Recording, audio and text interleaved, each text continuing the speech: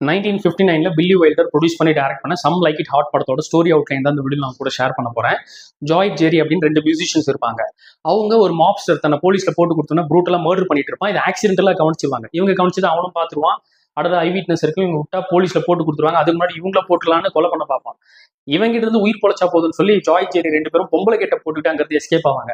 இந்த சமயத்துல புளோரிடாக்கு பெண்கள் மட்டுமே இருக்கக்கூடிய ஒரு பேண்ட் அங்க இசை கச்சேரி பண்றதுக்காக ட்ரெயின் ஏறி போயிட்டு இருப்பாங்க. அந்த ட்ரூப்ல இவனுங்களும் சேர்த்துப்பாங்க. நாங்களும் பெண்கள் தான், எங்களுக்கும் மியூசிக் வாசிக்க தெரியும், எங்களை சேர்த்துக்கோங்க அப்படின்னு சொல்லி அந்த ட்ரூப்போட போவாங்க. அந்த பேண்ட்ல ஒரு அழகான பொண்ணு இருப்பா, பேர் சுகர். அதை பார்த்தோன்னே 2 பேரும் இம்ப்ரெஸ் ஆயிடுவாங்க. இதுல ஜாய் ஒரு படி மேல போயிடுவான். எப்படியாவது இவளை கரெக்ட் பண்ணும், கல்யாணம் பண்ணும் அப்படின்னு நினைச்சுக்கிட்டு, ஆனா ஜோஸ்பின் என்ற பொம்பளை கெட்டப்ல இருக்கான்ல, அப்படியே போய் சுகர் கிட்ட அவன் மனசுல என்ன இருக்குன்னு தெரிஞ்சுக்கணும்னு போட்டு வாங்க பார்ப்பான். உனக்கு எந்த மாதிரியான மாப்பிள்ளை வேணும்னு நினைக்கிறேன் அப்படின்னு கேட்டா அவன் உளருவா. எனக்கு பெரிய பணக்காரர் தான் வேணும் அப்படின்னு அவ சொல்ல, இவன் புளோரிடா ரீச் ஆனதுக்கு அப்புறமே தன்னுடைய பொம்பளை கெட்டப்பெல்லாம் மாத்திக்கிட்டு ஆம்பளையா போய் பேசுவான். என் கப்பல் அங்கதான் விட்டுட்டு வந்திருக்கேன், நாங்கெல்லாம் வேற மாதிரி, எங்க ஃபேமிலி எல்லாம் ரொம்ப, நாங்க ரிச்சு தெரியுமா, நாங்க பணக்காரங்க தெரியுமா அப்படின்னு சொல்ல இவன் இம்ப்ரெஸ் ஆயிடுவா. ஆஹா, நம்ம தேடி இருந்த பாய் ஃப்ரெண்ட் இவன் தான் அப்படின்னு சொல்லி லவ் பண்ண ஆரம்பிச்சிருவா.